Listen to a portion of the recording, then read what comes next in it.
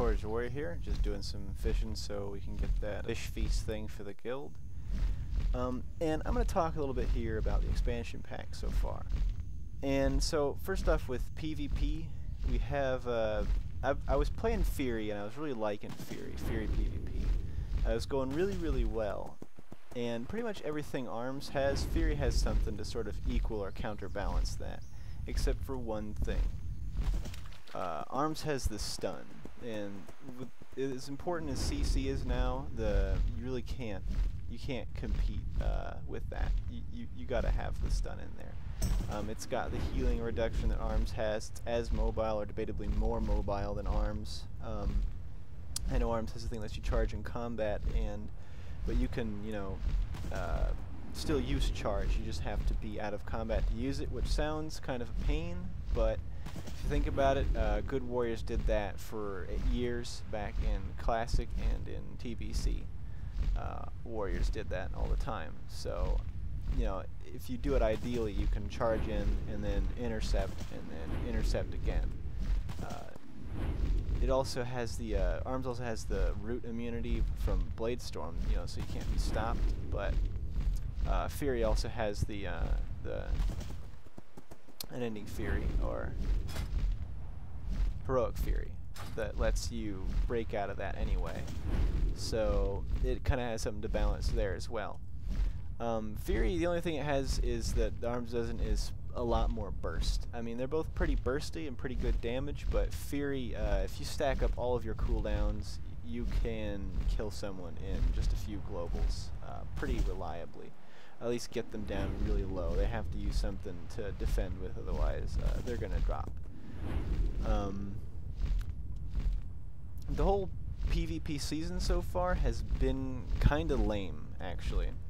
PvP is great. The class balance and things like that are all pretty fun right now. I mean, I'm sure something is overpowered to someone. Mages are still a pain for me. I'm sure people aren't happy about being global by Fury Warriors. But yeah, everything. The PvP seems pretty good. I like the increased health pools. Everything's slowed down. I like the way healing and everything is now, where healers aren't bottomless anymore. Everything's going really good, except for the Blizzard's made a few mistakes on their part with the season. First off, they messed up the arena the way you guys already probably all know about it. There's a thing going that you could leave an arena match before your team lost, and you wouldn't lose any rating for it. So you would be able to go up really high rating and pretty easily, and you'd never have any chance of going down. So they did fix that. They did make it so they knocked everyone down to 1,500 who was above that, and so you couldn't get the 2,200 gear right away. But it was kind of, some people did get there legitimately, and those people are kind of screwed. I'm sure they'll be able to do it again, but it's just kind of a pain. Now, another thing is Tol Barad. Tol Barad is a new Wintergrass-like zone. It's a world PvP sort of thing that goes on. It's got some improvements over Wintergrass, whereas there's no tenacity crap. I'm not sure about how it was on your guys' servers, but on my server, the Alliance outnumber the Horde by a lot. So, and tenacity really didn't. I mean, it was supposed to counteract being outnumbered, but it really didn't. It doesn't matter how tough you are. If you've got 10 Alliance dogpiling every siege engine, you've got it's pretty much, there's not a whole lot you can do about it. But this one, the way the queue system works, there can only be a 1-to-1 ratio, so it's always fair teams. The one problem with it though is that it's way harder to win on offense than on defense, because in order to win on offense, you have to capture all 3 points at the same time, which is, pretty difficult to do. I mean, you only have to do it just for a second, but it's still really hard. So it's much easier to defend the zone because you can all dogpile one node. It's not like you have to have 2 out of 3 and eventually win, like Battleground.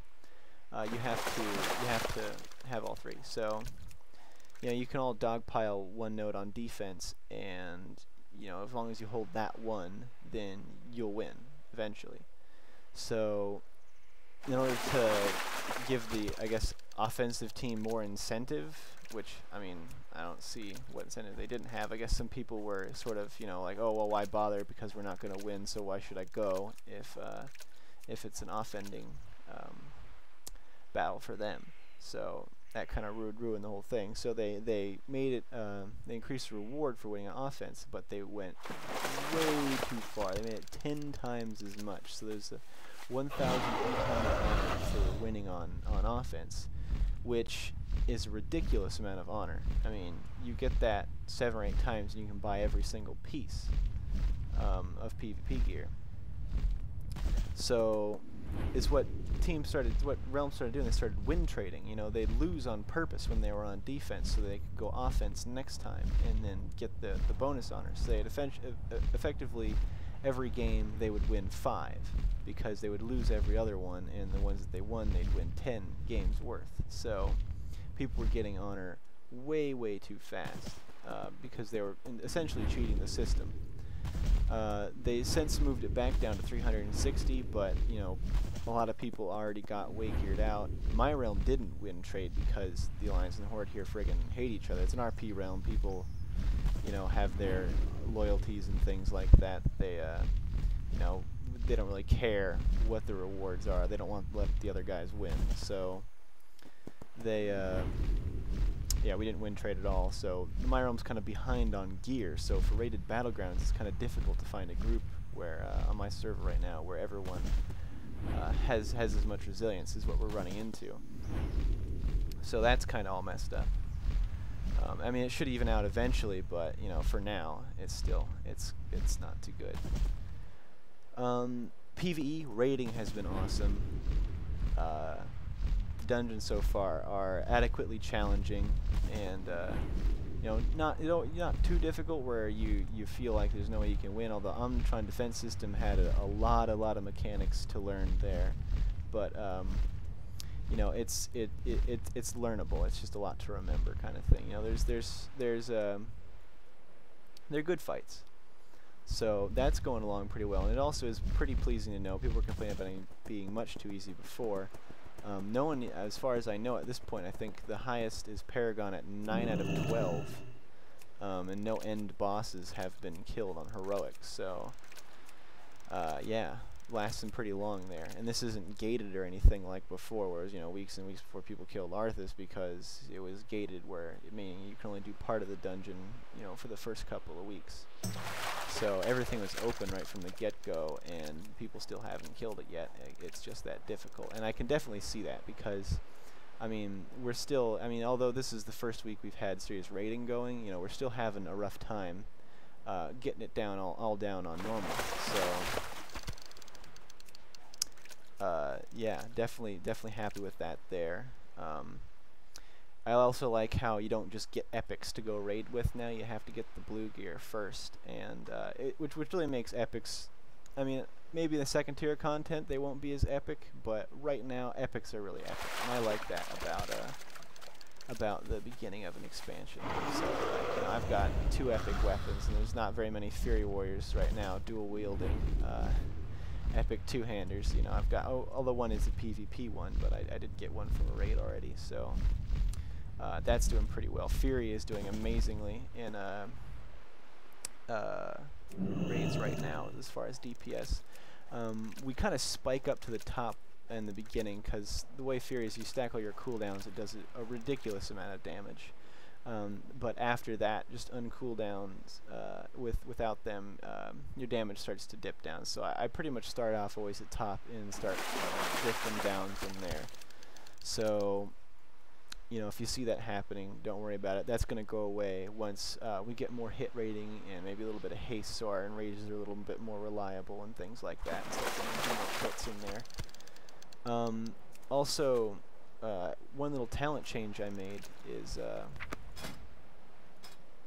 I did find out how much crit you need for deep wounds to be better than insight, and from what I've gathered, it's as low as 10 or 15%. So you don't need a lot of crit for it to be better for deep wings end up being better than insight. I know you don't crit that often, but the thing is that it gives a big amount of damage, especially in the beginning when you have recklessness up and you get a bunch of crits in a row right there. So definitely switch that point around over there from insight to around 15% crit, definitely.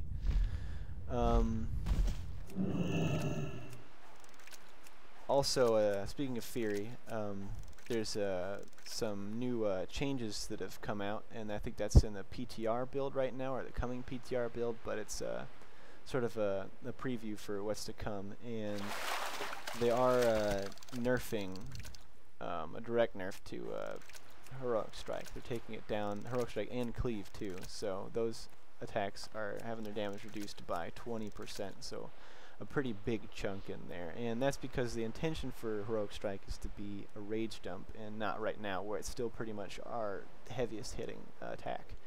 I mean, I'm getting Heroic Strikes that rivaled the combined attacks of the Raging Blow, so I know it costs a lot of rage, so it should do more, but they don't want it to be, you know, right now it's doing enough damage that it's actually pretty close to rage efficiency with everything else, and some people are even prioritizing it above your other attacks. So they're taking that down because they do want it to be a rage dump, not something you use all the time, like you ideally would now. They're also changing something weird with arms. They're changing Juggernaut, and from what I understand is they're making what Juggernaut does now. It increases the cooldown on your charge, but it makes it so you can use it in combat, and it's in arms. And what they're doing is that they're changing it now so that it doesn't increase the cooldown anymore, but it increases the stun duration by 2 seconds, so it's a 3.5 second stun on charge, but they're also giving it diminishing returns. So they're doing that, and they're making it share a cooldown with Intercept, which is kind of problematic because the sort of double charge thing where you have to charge and then intercept again right afterwards by switching stances is something, it's kind of a core thing that Arms War isn't to do, and, you know, just for PvP in general, even as Fury. And not being able to do that is definitely going to hurt warriors in PvP, especially Arms. So, well, only Arms, but the one main problem I see with it right now, on top of, you know, not being able to do the double charge thing, is that our force set bonus in the PvP gear reduces the cooldown of Intercept by 5 seconds. So with Juggernaut, you would never use Intercept because Intercept costs rage, and charge gives you rage. So if they share a cooldown, you would always be using charge. So they need to, if they're going to go through with that, they definitely need to change the force set PvP gear bonus. Also here, a lot of people have been asking me questions, and I do read everything. I read all the comments, and I read all the messages people send me on the YouTube channel, and I do try to respond to all of them. And I'm going to start answering a few of these questions in videos, so definitely send those in to me. And yeah, that's pretty much all for this video. Yeah, rage on.